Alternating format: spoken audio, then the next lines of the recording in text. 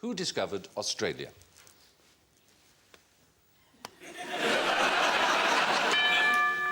James Cook. Oh, Joe, I'm so sorry.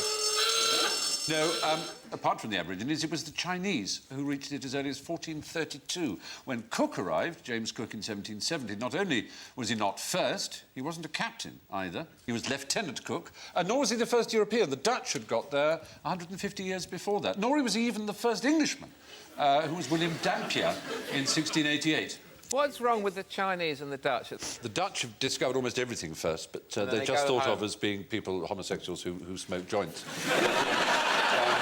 Actually, there's a lot more to them than that. A lot more to the Dutch. But what is it with the Chinese that they went round really early on and then never went anywhere, just stayed at home and bred ferociously? We're wandering happily around the globe, and this is a good thing, but I'll just return us to Australia. It has, of course, been inhabited by Aborigines for at least 40,000 years, possibly as many as 60,000. So if anyone gets the credit, it should be them. But what nationality were the original Aborigines? Yes? They came across a land bridge which was later separated by shifting of tectonic plates. Well... So they will have come from Southeast Asia, probably. So I would say they were Chinese.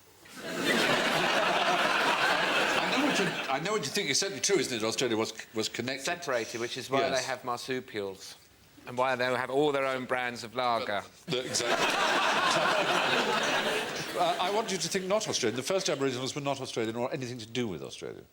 Where was the term Aborigine first used for peoples? Was it in the Isle of Wight? A wild stab.